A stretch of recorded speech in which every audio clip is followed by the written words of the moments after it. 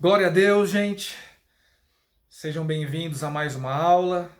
Nós estamos hoje no passo número 4 e estamos na aula número 4. Portanto, na sequência desde o início do nosso curso, nós estamos hoje na aula 16 e hoje nós temos uma aula muito especial. É uma aula, creio eu, que vai ser um pouco mais curta, mas ela vai ser muito pertinente, muito importante para nós, porque vai falar sobre a nossa vitória na nossa vida familiar, a vitória que Deus tem para as nossas famílias. Gente, uma das coisas que mais tem sido combatida, não sei se você tem reparado isso nos últimos tempos, é a família. Existe uma estratégia do nosso adversário de tentar destruir a família. Por que Deus uniu o homem que tem uma maneira, né, que tem uma condição de ser, e a mulher que tem outra? Você vê que o homem ele é mais objetivo, mas no entanto ele perde nos detalhes. A mulher consegue fazer muitas coisas ao mesmo tempo, mas é extremamente mais detalhista. E essas coisas que permeiam, o que são características dos homens e das mulheres, né? A gente costuma falar que o homem só tem uma caixinha de cada vez, ou seja, só dá para trabalhar uma coisa de cada vez, a mulher consegue trabalhar várias caixinhas de uma vez só. Quando você une essas duas pessoas, um homem e uma mulher, dentro de um relacionamento, você traz capacitações diferentes de cada um para dentro de um lar, e isso é fundamental, isso é sensacional, foi feito para ser assim. Então hoje nós vemos uma estratégia do nosso adversário para destruir os lares, para trazer a separação, para trazer o adultério, para trazer a confusão entre maridos e mulheres, pais e filhos, irmãos, entre filhos e pais. Toda essa estratégia visa destruir a família. Isso não é algo que começou hoje, isso não é algo que começou na última década, isso é um trabalho que vem sendo feito pouquinho a pouquinho, um trabalho que vem sendo feito lentamente, sendo semeado para a destruição das famílias. E, gente, a família é um projeto de Deus. A família é um projeto de Deus.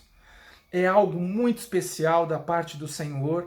Isso ele fez com que fosse desta maneira, para que nós pudéssemos encontrar segurança, para que nós pudéssemos encontrar calor, pudéssemos encontrar amor, pudéssemos encontrar instrução, pudéssemos encontrar correção. Hoje tem muitos pais que acreditam que precisam ser amigos dos seus filhos. E para ser amigo dos seus filhos, passa a mão na cabeça. Não tem coragem de chegar, né, chamar a atenção e corrigir naquilo que é necessário. Eu quero dizer para você, é mais importante do que você ser amigo do seu filho, é você ser pai e ser mãe, que essa é a nossa função.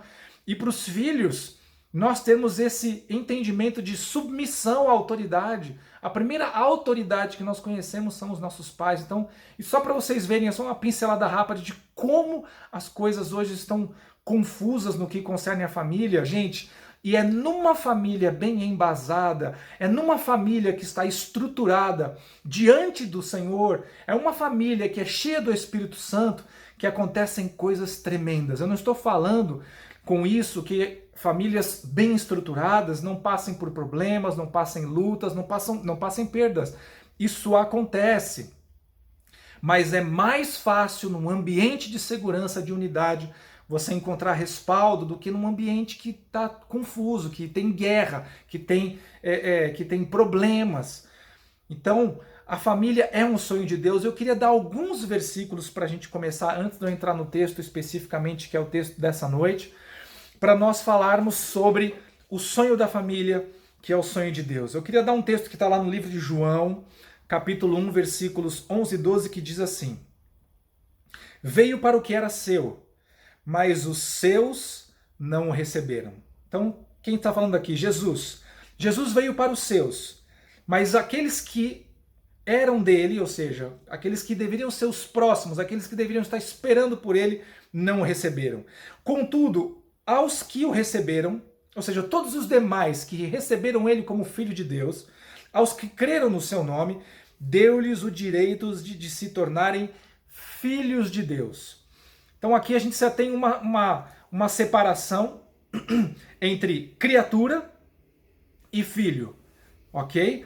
Então todo aquele que crê em Jesus Cristo, ele passa do estágio de ser criatura, ou seja, alguém que Deus criou, para se tornar filho, para ter uma afiliação. Então a filiação, gente, fala de família, ok? Lá em Romanos 8, 29, pois aqueles que de antemão conheceu, também os predestinou, para serem conformes à imagem de seu Filho, a fim de que ele seja o primogênito entre muitos irmãos. Então nós temos a figura de Cristo Jesus, que era o unigênito do Pai, e quando ele se entrega na cruz do Calvário, ele morre por todos os pecadores, e todo aquele que crê, todo aquele que confessa que ele é o Senhor, todo aquele que o ama, todo aquele que guarda as suas palavras e coloca em prática, esses então passam a ser irmãos, ele passa a ser o primogênito. O primogênito, o unigênito é aquele que é único, ok? Quando ele se torna o primogênito, ele se torna o primeiro de outros. Então, além dele ser o nosso Senhor, de ser o nosso Redentor, de ser nosso Deus, de ser o nosso Rei, ele também é o nosso irmão primogênito, ele é o primeiro, é a primícia do Senhor nas nossas vidas. Isso fala do quê? Fala de família. Depois lá no texto que está em João 14, 9, que fala assim, Jesus respondeu, você não me conhece, Filipe, mesmo depois de eu ter estado com vocês durante tanto tempo? Quem me vê, vê o Pai. Como você pode dizer, mostra-nos o Pai? Então quando Jesus está falando, olha, eu tenho um Pai, e eu sou o Filho, então nós estamos falando de família. Amém? Nós estamos falando de família. Família é o bem mais precioso que o Senhor nos deu aqui. É o lugar, a família, gente, o nosso lar, deve ser o nosso porto seguro, deve ser o lugar do nosso descanso, deve ser o lugar onde nós encontramos o conforto, deve ser o lugar onde nós encontramos amor, deve ser o lugar onde nós recarregamos as nossas forças no Senhor. Ou seja, uma família estruturada, uma família que é abençoada, é um lugar onde nós temos desejo de estar. É muito fácil você discernir isso, como funciona.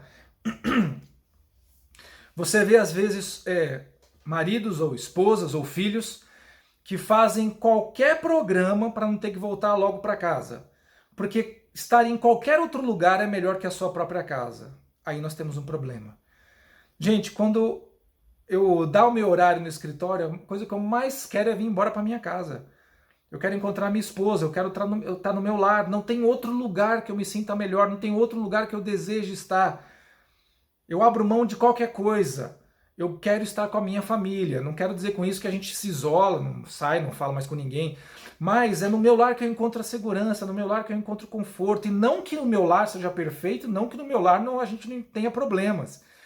Mas independente destas coisas, é o lugar onde eu encontro o ânimo do Senhor, a força do Senhor, onde há um renovo da parte de Deus. Então, a nossa família, o nosso lar deve ser um lugar especial. Amém? Deve ser um lugar especial. Eu sei que nós passamos etapas e fases, não apenas dentro do casamento, no que concerne o marido e a mulher, né, o homem e a mulher, mas também nas fases que nós temos com os filhos, quando eles nascem, quando eles crescem, quando eles vão embora. Então todas essas coisas fazem parte de ciclos que nós temos dentro da família e nós precisamos, dentro daquilo que Deus nos ensina, a viver o melhor de cada um desses tempos, a superarmos as dificuldades, as diferenças, os obstáculos que nós temos, porque cada um de nós, mesmo os nossos filhos criados debaixo da nossa orientação, da nossa proximidade, cada um deles tem um temperamento, cada um deles tem uma personalidade. E nós precisamos aprender a entender essas diferenças que nós temos e fazer com que essas diferenças criem crescimento, maturidade, que as diferenças produzam bênção dentro do lar e não separação, não confusão, não destruição. Amém? Você deve sonhar com a sua família como sendo um lugar maravilhoso da parte de Deus. Se hoje não é, vai se tornar. Porque demanda de nós termos o esforço, o discernimento, a atitude, o posicionamento correto para que nós possamos trazer à existência dentro das nossas casas o sonho de Deus para a nossa família. Amém? Deus sonhou com que você fosse vitorioso na sua família, com que você fosse vitoriosa na sua família. Isso significa que você vai ter que abrir mão de algumas coisas, significa que você vai ter que lutar por outras coisas, isso significa que você não vai poder desistir nunca, porque aquele que desiste da sua família está pegando um tesouro de Deus e está literalmente desmerecendo. Amém? Deus quer que você viva uma vida plena na sua casa e na sua família, e para isso Ele vai dar para nós algumas direções aqui, de como nós podemos fazer isso, de como nós podemos viver a vitória de Cristo Jesus nas nossas casas e no nosso lar. Amém? De forma que hoje, quando você terminar essa aula, você olhar para sua esposa, olhar para o seu marido, para o seu cônjuge, para os seus filhos, você se alegre mesmo com as dificuldades que você possa estar passando agora. Você se alegre porque se essa é a família que você tem, essa é a família que Deus te deu. Então você vai trabalhar de dia e de noite, não dependendo do resultado dos outros, nem da mudança dos outros, mas da sua mudança, para que você possa ver a sua família abençoada e vitoriosa em nome de Jesus. Amém? Eu quero dar um texto para vocês, para a gente começar, que está lá no livro de Josué, no capítulo 24, nos versículos 14 e 15. E a palavra do Senhor diz assim: Agora, pois, temei ao Senhor e servi-o com integridade e com fidelidade. Deitai fora os deuses aos quais serviram vossos pais, da além do Eufrates e no Egito, e servi ao Senhor. Porém, se vos parece mal servir ao Senhor, escolhei hoje a quem servais. Se aos deuses, a quem serviram vossos pais, que estavam da além do Eufrates, ou aos deuses dos amorreus, em cuja terra habitais. Eu e a minha casa serviremos o Senhor. Amém? Esse é um texto que Josué é totalmente municiado do poder de Deus, do poder sobrenatural de Deus, assumindo o chamado que então estava no cajado de Moisés e havia passado para ele, de liderar todo aquele povo para adentrar na terra prometida e conquistar todas aquelas cidades e estabelecer a promessa de Deus. E, claro, eles andando em meio àqueles povos e tendo aquela mentalidade de quem saiu do Egito debaixo de uma estrutura espiritual formada por muitos deuses, mas muitos deuses mesmo. Então Josué confronta o povo e fala: o que vocês querem? Vocês querem continuar servindo esses deuses de madeira, de pau, de pedra, que não ouvem, não falam? Ou vocês vão servir ao Senhor? Porque vocês precisam escolher o que vocês vão fazer: servir a Deus, servir aos deuses, ou servir a Deus, o único Deus, o Todo-Poderoso, o Senhor absoluto, o Criador dos céus e da terra. E Josué então fala: eu não sei o que vocês vão fazer, mas eu e a minha casa vamos servir ao Senhor. Amém? Esse é um texto maravilhoso da parte do Senhor com relação a não só a atitude, o posicionamento de Josué, mas também serve para nós, para cada um de nós, para nos instruir e também nos motivar a termos uma busca incansável, incessante, de estabelecermos Deus dentro da nossa casa, estabelecermos Deus nos nossos relacionamentos, estabelecermos Deus nos nossos princípios, estabelecermos Deus na nossa conduta, para que a nossa casa seja uma casa que é firmada na rocha, que quando vier a tempestade, e a Bíblia fala assim: quando vier a tempestade, isso quer dizer que um dia a tempestade vai bater na minha casa e na sua, vai acontecer. Mas a casa que está firmada na rocha não vai ser abalada. Ela pode sacudir, ela pode balançar, mas ela não vai cair, ela não vai ruir. Amém? A sua casa, a sua família não vai ser despedaçada se ela estiver bem embasada. Assim como Josué se posicionou, a minha casa vai ser uma casa que vai estar embasada nos princípios do Senhor e nós vamos viver para a glória de Deus. Para a glória de Deus. Amém? Eu quero falar para vocês sobre alguns tópicos. Eu vou começar com o primeiro, que eu já dei uma dica aí falando sobre o texto que nós lemos. Está lá no verso 15. Escolhei hoje a quem quer servis. Então o nosso primeiro tópico vai falar sobre toda família precisa decidir servir ao Senhor. Toda família precisa decidir servir ao Senhor. Perceba que nós buscarmos a Deus e nós amarmos a Deus não é algo que ele tratou com obrigatoriedade sobre cada um de nós. Ele nos deu o livre-arbítrio para escolhermos se sim ou se não, sabendo que para cada uma dessas ações que nós tomarmos, haverá uma consequência, haverá um resultado que nós vamos colher.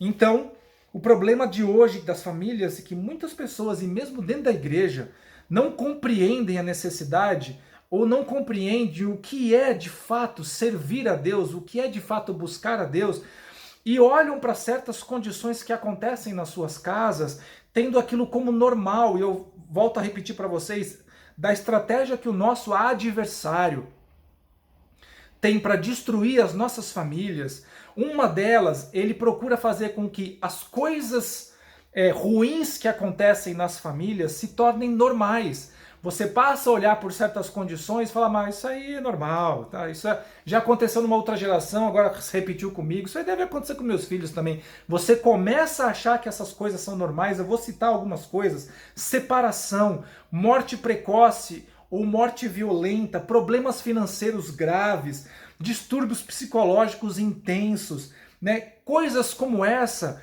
que você olha para sua casa e vê isso acontecendo, você não pode simplesmente acreditar que isso é normal.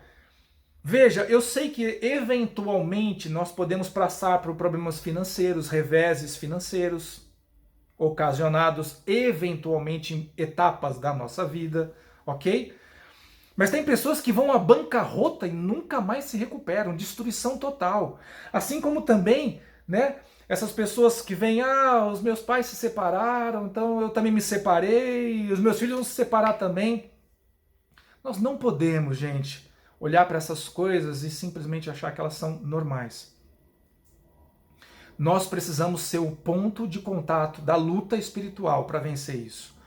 Mas os meus avós se separaram, os meus pais se separaram e o meu relacionamento está indo por água abaixo. Lute por ele. Seja o primeiro a falar, aqui na minha geração, isso não vai se repetir. Aqui na minha casa, isso não vai acontecer. Para agora, isso cessa aqui. Tinha dia e tinha hora para essa maldição acabar. É hoje. Esse é o posicionamento que Deus espera de nós. E esse posicionamento eu preciso decidir. E eu sei, gente, que muitas vezes, dentro de um relacionamento, as situações podem tomar proporções enormes e complicadas e difíceis de lidar, que é mais fácil a gente desistir do que continuar firme, de brigar, de pagar o preço. Eu quero te dizer, não desista, porque Deus ama aqueles que são persistentes, os que são perseverantes. Amém? Tem uma palavra da Bíblia que fala assim, o meu justo viverá pela fé. E se ele retroceder, a minha alma não tem prazer nele. Ou seja, Deus está falando assim, olha, se você começar a retroceder, decidir desistir das coisas, eu não tenho prazer na sua vida. Amém? Deus quer que você persista, que você insista, que você continue dentro dessa caminhada. E você olhar para essas condições que porventura podem estar acontecendo na sua família ou aconteceram nas gerações antes de você e achar que isso é normal, isso é uma brecha para que esses desastres comecem a acontecer então na sua vida. É necessário que nós decidamos servir ao Senhor. Servir ao Senhor, entregar, consagrar a nossa casa a Deus. Lutar contra todo pensamento ruim, contra todo espírito de separação, de bancarrota, todo espírito que vem trazer a tentação para tirar os nossos filhos debaixo da nossa segurança e colocá-los nas drogas, na prostituição, na perdição. Amém? Não perca isso na sua vida, os seus filhos são herança do Senhor. É muito importante que você olhe para a sua família e batalhe por ela, e guerreie por ela. É muito importante. E nós vemos Josué declarando, né? Porém eu e minha casa serviremos ao Senhor. Deve ser a sua atitude, o seu posicionamento. Quando você for entrar em oração, Senhor, não está fácil, Senhor, estamos enfrentando muitas dificuldades, mas eu me coloco aqui agora e falo, Senhor, eu e a minha casa serviremos a Ti. E servir ao Senhor não é ir na igreja no domingo. Entenda isso. Servir ao Senhor é literalmente colocar a sua vida à disposição de Deus. Mas eu não sei quase nada. Eu não conheço muito da Bíblia. Eu não conheço muito, eu não sei nem orar direito. Então deixa eu te falar uma coisa. Não conhece muito a Bíblia? Vai ler. Vai ler. Eu não sei orar direito. Ore todos os dias. Oração não é um formato. Oração é uma conversa, é um tempo que você tem com Deus, onde o seu coração é aberto totalmente, porque você não tem nada que você possa esconder dele. Numa conversa fiel, sabe, numa conversa aberta, franca, legítima com Deus. Amém. Sirva ao Senhor. Você pode ser, o nosso primeiro ministério, gente, o nosso primeiro ministério é a nossa casa. Tem muita gente querendo aí ser líder de alguma coisa. Ah, vou ser líder de jovens, eu vou pregar lá no púlpito, eu vou dar aula de alguma coisa. Eu quero falar uma coisa para você antes de você começar a pensar em dar aula, subir no púlpito, fazer curso de teologia. Antes de você começar a fazer isso, cuide da sua família. Ministre a sua família. Ore com a sua família. Ore pela sua família. Amém? Esse é o nosso primeiro ministério, a nossa casa. E eu creio que hoje você vai começar a colocar isso em prática e você vai começar a ver resultados na sua família. Amém? E quando a nossa família está então servindo ao Senhor, estamos debaixo da potente mão do nosso Deus e debaixo do seu favor. Eu queria ler esse texto de Gênesis 12, versículo 3 para vocês, que é fantástico, que diz assim: abençoarei os que te abençoarem e amaldiçoarei os que te amaldiçoarem. Em ti serão benditas todas as famílias da terra. Quando nós estamos debaixo da proteção de Deus, quando nós estamos debaixo da orientação de Deus, da obediência e da submissão ao Senhor, nós estamos debaixo da promessa de Abraão. Da promessa de Abraão. Porque a promessa que Deus deu a Abraão foi de uma geração, foi de uma descendência inumerável daqueles que amam o Senhor. Não dos teólogos, não dos religiosos, mas daqueles que têm relacionamento com Deus. Daqueles que têm desejo por Deus. Daqueles que têm saudade de Deus. E então serão benditas as nossas famílias no Senhor. Amém? Você quer que a sua família seja bendita? Sirva ao Senhor. Comece servindo dentro da sua própria casa. Servindo a sua esposa, servindo o seu marido, servindo os seus filhos. Hoje no mundo, essa palavra servir se tornou sinônimo de fraqueza. Sabe? Aquele que serve é o fraco, é o que não serve para nada. Esse aí só serve para servir mesmo. Deixa eu te explicar uma coisa. Jesus veio para nos servir, Ele é Deus. Ele é Deus e Ele veio servir a mim e a você. Servir é poderoso demais, gente. Amém? Segundo tópico que eu quero falar com vocês. Toda família deve servir a Deus com temor no coração. Está lá no versículo 14 do texto que nós lemos. Agora, pois, temei ao Senhor. Muito importante, embora eu creio que já tenha dito isso algumas outras vezes, essa palavra temor, temer ao Senhor, não é no significado de ter medo de Deus. Porque não tem como você se relacionar com alguém que você tem medo. Nunca foi essa a direção de Deus.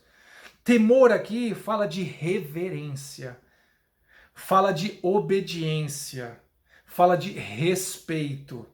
Quando você se lembrar que está conversando com o Senhor, saiba que Ele é Deus, que Ele é tudo e nós não somos nada. Ele é Criador, nós somos só pó da terra. Para que nós, quando nos achegarmos a Ele, nos cheguemos com humildade, nos cheguemos com o temor que está escrito aí. O problema das pessoas hoje, não sei se você tem reparado, as pessoas não têm mais temor. No meu tempo, quando a gente estava fazendo alguma coisa errada, dirigindo um automóvel, e aparecia uma polícia, a gente ficava miudinho. Tinha temor, tinha respeito à polícia. Hoje, gente, as pessoas não estão nem aí. As autoridades parece que não são mais nada. As pessoas peitam a autoridade sem temor nenhum. E se a gente peita autoridades que a gente consegue enxergar, que diria então daquelas que a gente não vê, as autoridades espirituais? Entende? Então Deus nos chamou para nós o servirmos em temor, termos respeito, termos reverência. Saber que Deus não está brincando. A gente erra, a gente tem limitações, a gente tem fraquezas. Não estou dizendo aqui, eu não sou perfeito, ninguém é perfeito, nem o Lamartine, nem o pastor da minha igreja. Ninguém é perfeito. Mas existe uma diferença entre você ter temor com as coisas de Deus e eventualmente no momento de fraqueza você dar uma escorregada, de você andar sem temor, de você andar sem reverência às coisas do Senhor. Amém? É necessário levar muito a sério, porque um dia isso vai ser cobrado de nós. Amém? Nós vemos hoje, gente, como se não bastasse no mundo que as pessoas que vivem sem os princípios de Deus, ou porque não conhecem, ou porque não desejam essas coisas que eu vou citar para vocês acontecerem, mas essas coisas já entraram dentro da igreja. E tem gente achando que isso é normal acontecer dentro da igreja. Né? Homens que traem as suas esposas, esposas que traem os seus maridos, mulheres afrontam os seus maridos, filhos desobedecem os seus pais, pais que não ensinam os seus filhos no caminho do Senhor, que não se aplicam a ensinar quais são os princípios verdadeiros. Eu não tenho tempo para estar em casa com os meus filhos, eu tenho que trabalhar, minha esposa também. A gente tem que trabalhar muito para poder dar um melhor estudo para ele. Tá, mas se vocês não estão em casa para educar, para instruir, para acompanhar, quem está fazendo isso? A TV, a internet, os amigos, a babá? É necessário refletir nesse aspecto. Amém? É necessário você refletir sobre isso. O que é melhor? Vou dar algo para você pensar. O que é melhor? Eu estar ausente da vida dos meus filhos para poder dar a eles a melhor escola, a roupa de melhor qualidade, a melhor comida? Ou eu abaixar um pouquinho o nível desse ensino, desse tipo de vestimenta, desse tipo de alimento, mas dando a eles o que eles precisam e estar mais próximo para poder passar os princípios, poder viver com eles e poder, né, corrigi-los e amá-los com proximidade. Pense sobre isso. Agora eu quero te dizer que a decisão que cada um dos pais tomam nesse aspecto também vai haver consequências, também vai haver colheita disso. Amém? Vamos lá, o que o Senhor fala sobre o mal, sobre o pecado, sobre esses tópicos que eu citei para vocês que acontecem nas famílias e muitas vezes as pessoas estão achando que isso é normal, que isso é comum. Lá em Provérbios capítulo 8, versículo 13, a palavra do Senhor diz assim: o temor do Senhor, ou seja, você ter reverência, você ter respeito, dar honra a Deus, é odiar o mal. A soberba e a arrogância, o mau caminho e a boca perversa, eu os odeio. Então, o que nós devemos fazer? Se eu quero ter temor de Deus, se eu quero andar debaixo de reverência do Senhor, eu preciso abominar aquilo que Ele abomina. Deus não abomina nem odeia o pecador. Deus abomina e odeia o pecado. São coisas totalmente distintas. Mas nós precisamos nos separar dessas coisas. Olha o que fala: o mal, a soberba, a arrogância. O que é isso? É você se julgar superior. Eu não preciso de correção, eu não preciso de nada, eu já sei tudo, eu já sei o caminho. Você já reparou como é difícil você tratar com uma pessoa que é arrogante? Você já tentou debater com uma pessoa que é arrogante? Não adianta, você não tem conversa. Porque o cara não se demove da sua razão. Ele está certo e você está errado. Não importa qual seja o assunto. Gente, nem Deus trata com o arrogante. Nem Deus trata com o soberbo. A palavra de Deus diz que Deus resiste o soberbo. Tá, você está se achando que é muita coisa? Está achando que você sabe tudo? Está achando que você sabe qual é o caminho, como você tem que fazer? Então tá bom, então não tem papo com você. Mas a Bíblia fala que Deus dá graça ao humilde. Deus dá graça ao humilde. Amém? Nós precisamos despertar o temor de Deus em nós e, a partir do nosso exemplo, despertar o temor de Deus dentro da nossa casa. Os nossos cônjuges e os nossos filhos precisam entender o que é o temor de Deus, o que é o respeito ao Senhor. O que é se submeter ao Senhor. O problema é que muitos pais hoje sequer conseguem trazer o respeito dos próprios filhos. Tem filhos que dominam as casas, gente. Tem filhos que dominam as decisões dos pais. Eu vejo pais e mães olhando para crianças de 5 anos de idade, falando assim, não, o que ela escolher, eu vou acatar. Ela escolher? Ela é uma criança, ela não tem condições de escolher. Você precisa escolher. Você tem que orientar. Agora, vejo pais que, para não bater de frente com os filhos, deixam os filhos fazerem o que eles quiserem. Deixa eu te falar uma coisa para você, essa conta vai chegar na sua casa, viu? Essa conta vai chegar. E vou te explicar uma coisa mais curiosa ainda. Os filhos, eles esperam de nós limite e direção. Eles esperam de mim e de você limite e direção. Quando você não dá achando que está fazendo bem para ele, você está fazendo mal.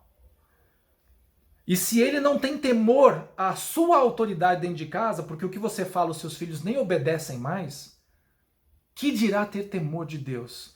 Porque se eu não consigo amar o meu irmão que eu não vejo, isso é a Bíblia que fala, como eu vou amar a Deus que eu não vejo?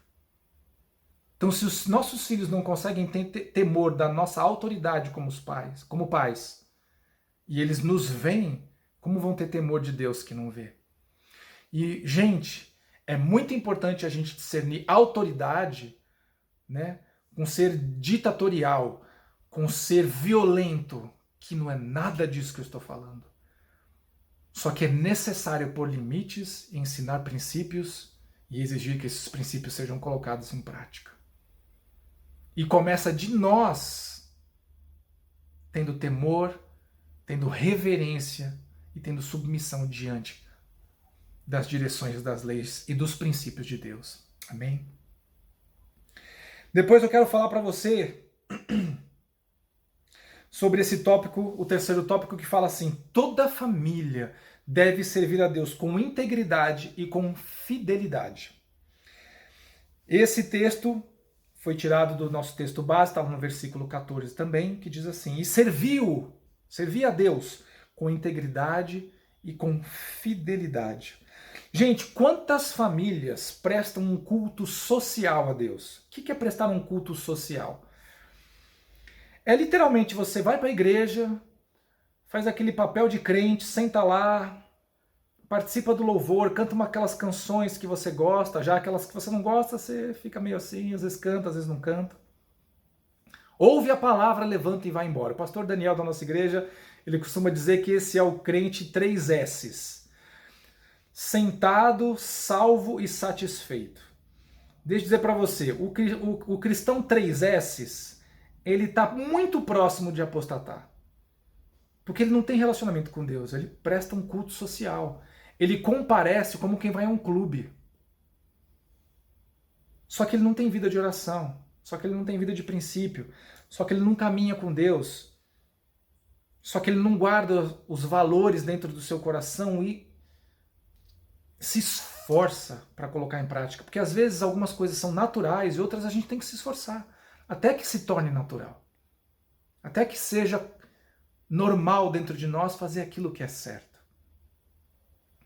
Então nós não podemos ser esse tipo de gente que nós vamos para a igreja para marcar presença. Eu vou falar para vocês que Deus abomina isso tanto que lá na antiguidade isso já acontecia. Não pensa que isso é coisa nova, não, que nós estamos vivendo aí nos últimos séculos. Olha o que Deus fala lá no livro de Isaías, capítulo 1, versículo 14.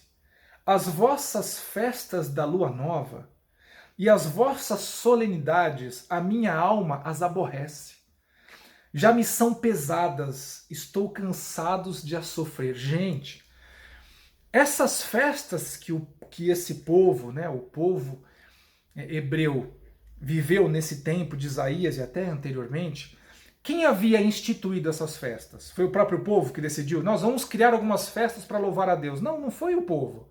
Foi o próprio Deus que instituiu o povo como deveria celebrar as festas. Quando seriam, por que seriam? Havia uma motivação correta para se participar daquela festa, havia uma direção correta para se manifestar aquela festa, era um momento de se alegrar diante de Deus. Só que aquilo começou a se tornar um evento social de tal magnitude, onde já não havia mais temor, já não havia mais fidelidade, já não, até o centro da festa, ou seja, a motivação da festa já não existia mais. Mas eles faziam mesmo assim. Só que Deus fala assim, meu, essas festas estão me aborrecendo, não aguento mais essas festas. Sabe por quê? Vocês fazem essas festas que eu ordenei, mas com o coração totalmente longe de mim. Então, o que é que Deus espera de nós? Integridade, fidelidade. Não é bater cartão, é estar presente. Sabe, Deus não se aparta de nós. Somos nós que nos apartamos dele. Às vezes eu vejo pessoas falando assim, onde é que está Deus? Deus não me ouve, Deus não está agindo a meu favor, tanta coisa que eu estou passando. Você já parou para pensar se porventura não é Deus que se afastou de você, mas é você que se afastou de Deus? Porque é muito fácil a gente culpar a Deus porque Ele é todo-poderoso pelos nossos fracassos, pelas misérias que nós colhemos na nossa vida. É muito fácil. Só que Deus deu para nós uma coisa que chama-se livre-arbítrio. Ele deu a cada um de nós a capacidade de decidir. Você pode andar comigo, você pode andar sem a minha presença. Escolhe. É claro que Deus se entristece quando nós estamos longe dele. Mas ele deu a mim e a você o livre-arbítrio. E nós precisamos tomar essa decisão. E creia que se nós estivermos engajados em tomar a decisão correta, mesmo que haja 1000 obstáculos na nossa frente, ele vai abater todos eles por causa da motivação do nosso coração. Mas para aqueles que não desejam estar na presença de Deus, você já tentou estar com alguém que não quer estar com você? Não é uma coisa ruim? Não dá vontade de falar para a pessoa assim, olha, você está comigo aqui por obrigação? Procura o teu caminho, tá tudo bem. É a mesma coisa com ele. Não pense que é diferente. Amém? Não podemos ter falsidade diante de Deus. Primeiro porque Deus sonda o nosso coração, Ele conhece o nosso interior. Amém? Sirva a Deus de todo o seu coração. Entregue o melhor de você para Ele. É isso que Ele espera de mim, de você. E isso é fundamental para que a nossa família vá bem. E eu quero fechar com o penúltimo tópico. Desculpa, gente. São mais 2 ainda. Penúltimo tópico. Toda a família deve colocar Deus em primeiro lugar na sua casa, ou no seu lar. No verso 14 nós vemos aqui, deitai fora os falsos deuses aos quais serviram vossos pais da além do Eufrates e do Egito. Quando Josué entrou na terra prometida, uma geração toda havia perecido no deserto, não sei se vocês se lembram. O povo peregrinou durante 40 anos no deserto. Eles viram a terra prometida, mas por causa da incredulidade, mas por causa do coração duro, eles não entraram na terra. Quem entrou na terra prometida foram as gerações que vieram dessas pessoas. Quando Josué entra na terra prometida com esse povo, eles falam assim, não se esqueçam dos seus pais, que morreram no deserto e não entraram nessa terra que o Senhor está nos dando. Essa terra era para eles também, mas eles não entraram. Eles não entraram porque não tiveram fidelidade, porque não colocaram o Senhor em primeiro lugar. Então eu e você precisamos colocar o Senhor em primeiro lugar. As pessoas às vezes se enganam achando que idolatria é quando você tem alguma imagem na sua casa que você se prostra diante dela. ok? Isso também é idolatria, mas não é só isso. Idolatria é tudo aquilo que toma o lugar de Deus na sua vida. Tem pessoas que idolatram o seu trabalho, a tal ponto que não tem tempo de orar, porque estão trabalhando para ganhar dinheiro. Tem aqueles que idolatram o dinheiro, que estão fazendo qualquer negócio para ter o dinheiro, e quando tem o dinheiro nas suas mãos, o dinheiro é a fonte da alegria deles. E assim por diante, muitas outras coisas. Tem pessoas que idolatram o seu cônjuge, de modo que se afastam de Deus por causa deles. Idolatria é tudo aquilo que toma o lugar de Deus na minha e na sua vida. Lá em Isaías 48:11 diz assim: por amor de mim é que faço isso. Porque como seria profanado o meu nome? A minha glória eu não dou a outrem, ou eu não dou a ninguém mais. Deixa eu explicar uma coisa, Deus não divide a sua glória com ninguém. Amém? Ele quer manifestar a glória dele na sua vida, mas para isso ele precisa ser o primeiro lugar na sua vida, precisa ser o primeiro lugar na sua casa. Muitos casamentos vão mal, muitas famílias vão sendo destruídas, porque Deus não tem o primeiro lugar dentro do lar. Dê ao Senhor aquilo que é dele, aquilo que lhe é de direito, aquilo que ele tem honra para receber. E você vai ver o favor dele na sua vida. Amém? Lá em Eclesiastes 4:12 diz assim: se alguém quiser prevalecer contra um, os dois lhe resistirão. O cordão de 3 dobras não se arrebenta com facilidade. Esse é um texto que é muito ministrado em casamentos, que falam que é melhor ser 2 do que 1. Ok? 2 tem melhor paga do seu serviço. Se um cair, o outro ajuda a levantar. Ok? Quando um está com frio, o outro ajuda a esquentar. Então, ser 2 é melhor do que 1. Eu concordo plenamente com isso. Depois que eu me casei, eu vi como essa palavra é maravilhosa na minha vida. E eu não daria nada, eu não mudaria nada na minha vida para voltar a ser solteiro. Gente, de forma alguma. Eu amo estar casado com a minha esposa, e não que a gente seja super perfeitos, a gente tem nossos momentos, né, de arrancar rabo, normal, acontece todo casamento, mas eu não trocaria isso por nada no mundo. Gente, a minha casa, a minha família e minha esposa é tudo para mim. Claro, depois do Senhor que me deu eles. Amém? Isso é muito importante você saber. Então aqui o que fala assim, o cordão de 3 dobras não se arrebenta com facilidade. O que é o cordão de 3 dobras?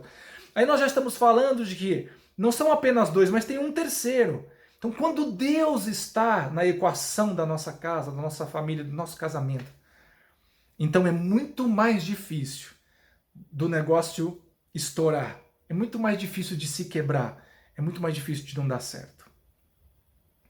Amém? Mas para isso é necessário que Deus seja o primeiro lugar na nossa vida.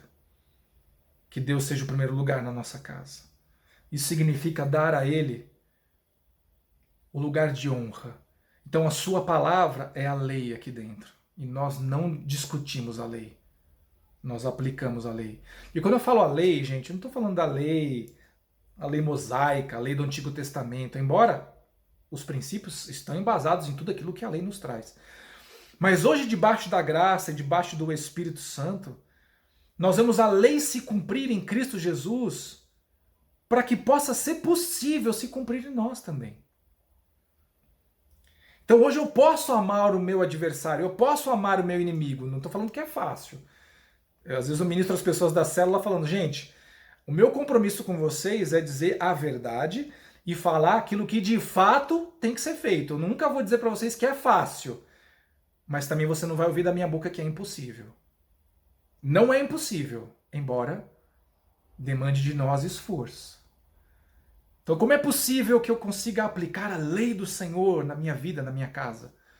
Por causa da graça, gente, por causa do Espírito Santo de Deus. Porque quando Deus está em primeiro lugar, então o Espírito Santo de Deus faz a obra. Amém?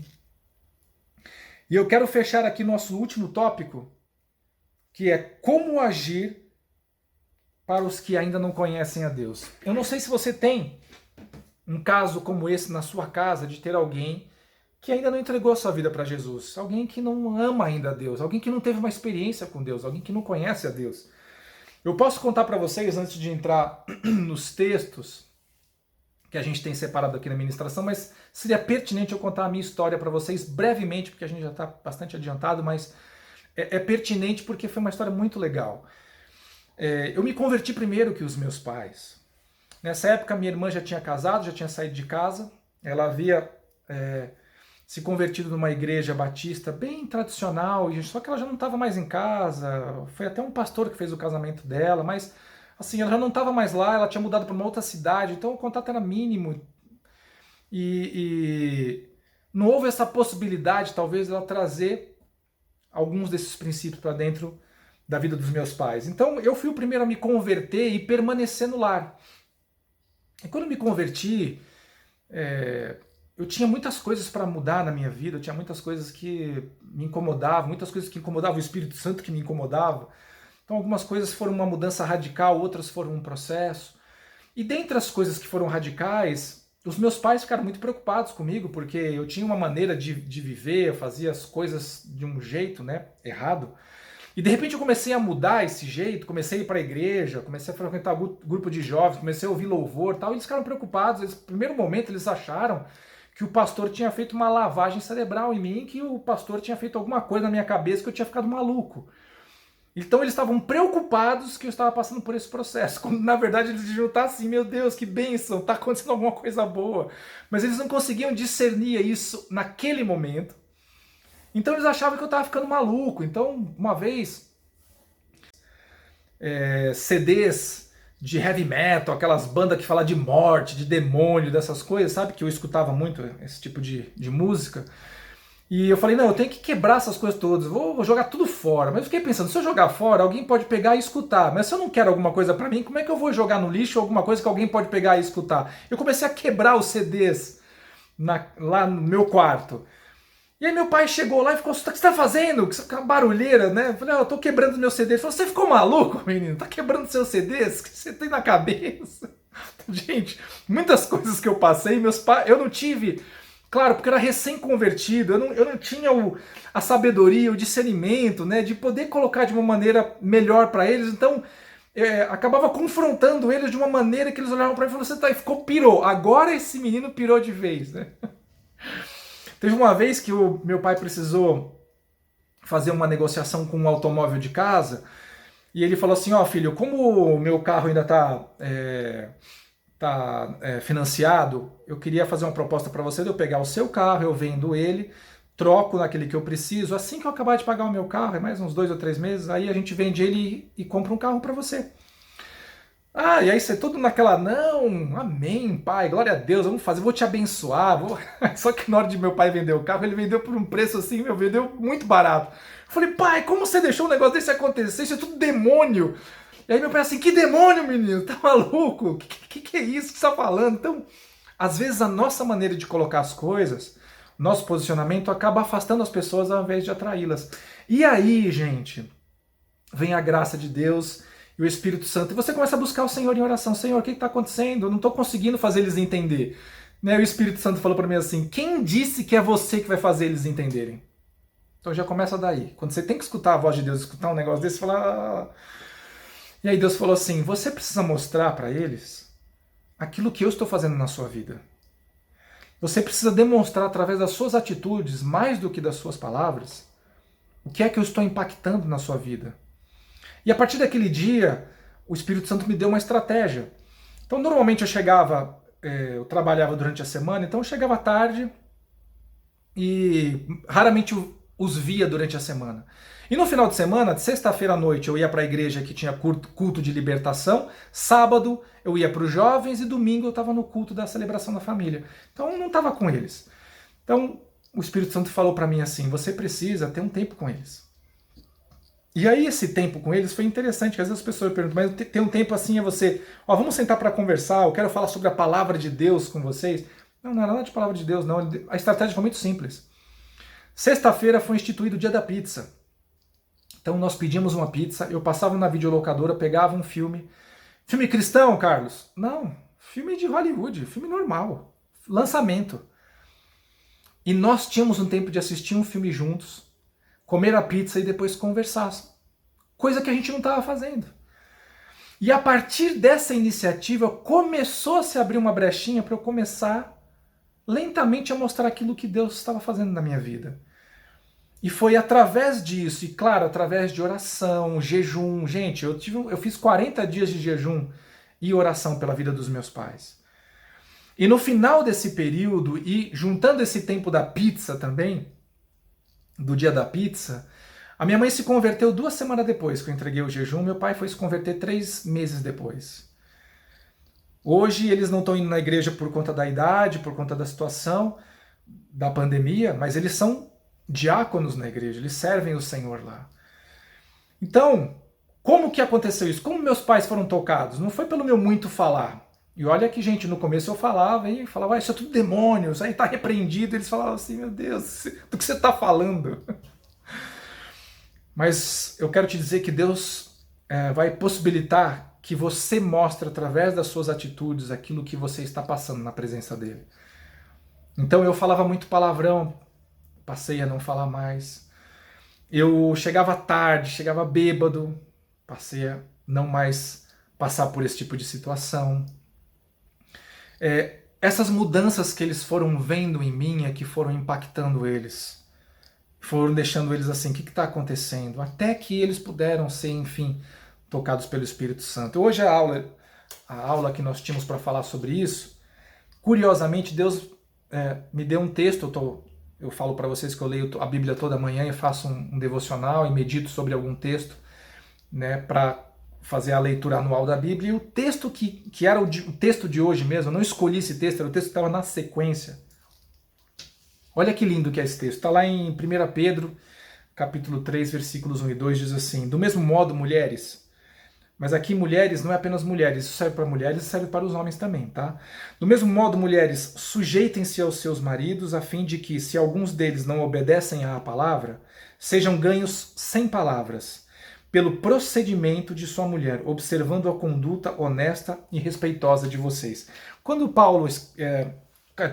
Pedro escreveu essa carta, obviamente a gente tem um histórico, como provavelmente havia naquela época até hoje, normalmente as mulheres se convertem primeiro que os homens. A gente tem um percentual, né, uma análise que a gente faz dentro da igreja, isso é natural que aconteça. Não que seja bom, mas normalmente as mulheres chegam antes e acabam trazendo seus maridos. Normalmente, tá? Assim como normalmente, e eu falo normalmente não que seja bom também, normalmente são as mulheres que são de oração e os homens são menos, vamos dizer assim, fortes e presentes com o Senhor. Eu quero te dizer que isso não pode ser assim, é claro, tem que ser os dois, né? O homem como cabeça do lar tem que ser bem posicionado diante do Senhor, mas normalmente são as mulheres que se convertem primeiro, né? Então Pedro está falando assim para as mulheres, olha, não adianta você ficar falando para o seu marido, enchendo a cabeça dele que ele tem que se converter, que ele tem que vir para a igreja, que tem que isso, tem que aquilo. Mais do que aquilo que você fala, se submeta, obedeça, seja uma bênção. Lembrando, gente, que hoje nós vivemos num tempo muito delicado e a gente vai falar sobre submissão das mulheres, vai se levantar um grupo falando assim, isso aí é do mal e por aí vai. Eu não estou falando da submissão negativa, mas da submissão de Deus, sabe? De ser parceria mesmo. Na verdade, os dois têm que andar em comum acordo, os dois têm que andar em concordância. E a Bíblia não fala só que a mulher tem obrigações com o marido, mas o marido também tem com a mulher, sim. Tem que cuidar dela como o vaso mais frágil, tem que estar ali por ela, tem que ser o respaldo emocional, certo? Mas o que esse texto está querendo falar para nós? Que nós ganhamos não por aquilo que a gente prega, mas por aquilo que a gente vive. O nosso procedimento vai impactar as pessoas à nossa volta, mais do que aquilo que nós falamos. Porque tem muita gente que está falando demais, mas não tem uma vida ilibada diante de Deus. Então, impacte a sua família, impacte os seus filhos a partir de você.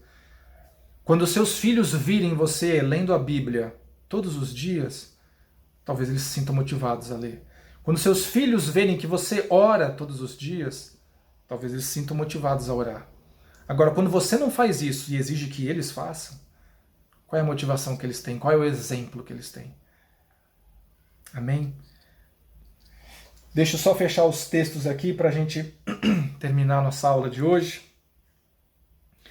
Bom, primeiro eu vou deixar para vocês um texto que, além de ser um texto, é uma promessa de Deus para a sua vida e para a sua família. Se você crer nisso, você vai ver se realizar. Atos 16, 31. Responderam-lhe: crê no Senhor Jesus, e tu e a tua casa serão salvos. Essa promessa não foi para o carcereiro, essa promessa é para todo aquele que crê. Se você crê que Jesus Cristo é o Senhor, entregar a sua vida para Ele, para amá-lo, para servi-lo, para ter temor diante do Senhor, então o Senhor vai vir na sua casa para tocar naqueles que são seus. Pode não ser rápido como foi no meu caso, na minha vida. Tem pessoas que demoram mais, tem outras que são mais rápidas ainda, não importa. Não é o tempo que é importante, mas o resultado. Porque o nosso tempo Cronos muitas vezes não está alinhado com o tempo Kairos, que é o momento perfeito de Deus. E cada um de nós tem esse momento. Amém? E uma outra coisa importante é: os nossos cônjuges, os nossos filhos, não estão indo para a igreja, não quer ir para a igreja, não quer ouvir, não quer ler a Bíblia, não quer orar, não quer fazer nada. A sua luta não é contra o sangue nem contra a carne. Efésios 6:12. Mas contra principados e potestades. Lembra da aula passada? Batalha espiritual? É assim. É nos bastidores, sabe? A gente não bate de frente com as pessoas que nós amamos, tentando enfiar a goela abaixo delas, que elas precisam amar Jesus. Nós mostramos pelo exemplo, mas nós vamos também no nosso quarto, fechamos a porta, entramos em guerra. A guerra não é contra eles, a guerra é contra o inimigo, o nosso adversário. Principados e potestades, demônios nas regiões celestes, é contra esses que nós guerreamos, pela vida daqueles que nós amamos. É esse o posicionamento que você tem que ter. Pare de bater boca na sua casa, com a sua esposa, com o seu marido, com seus filhos. Isso só vai fazer com que eles sejam cada vez mais distantes e desejem cada vez menos a Deus. Mas se você mostrar o Deus de graça e de amor que um dia te alcançou, eles também vão desejar conhecer esse amor que um dia tocou na sua vida.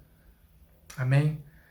Eu tive essa experiência com os meus pais, eu sou grato a Deus, porque no começo eu errei e bati muito de frente com eles, você viu? E eu tinha instrução, eu tinha líderes que cuidavam de mim, pessoas que me acompanhavam, mas a gente tá na razão, né? A gente sabe o que é certo, mas não sabe como instruir aquilo que é certo, e a gente bate de frente. A gente quer literalmente enfiar a goela abaixo das pessoas, mas não é assim que funciona. O ministério do amor é pela graça. Então, a gente mostrando graça, as pessoas vão ficar tocadas, vão ficar impactadas conosco. Amém? Então, gente, a família é um bem precioso que Deus nos deu. Os nossos pais, os nossos cônjuges, os nossos filhos. Cuide com todo carinho, ore, interceda. Tenha cuidado, ame, instrua, seja participante desse ambiente e coloque Deus em primeiro lugar. E você vai ver o milagre de Deus na sua vida e na sua família, desfazendo coisas que aconteceram até as gerações que te seguiram, para nunca mais acontecer da sua geração em diante. Amém? Em nome de Jesus, eu queria que você fizesse uma oração comigo. Especificamente para nós nos posicionarmos diante do Senhor pelas nossas famílias. E para que você possa ver o agir de Deus na sua casa. Amém? Repita assim comigo. Senhor Jesus, eu quero consagrar a minha vida e a minha família diante do Senhor. Senhor Deus, no que concerne a mim, eu e a minha casa serviremos o Senhor. Eu quero, Senhor,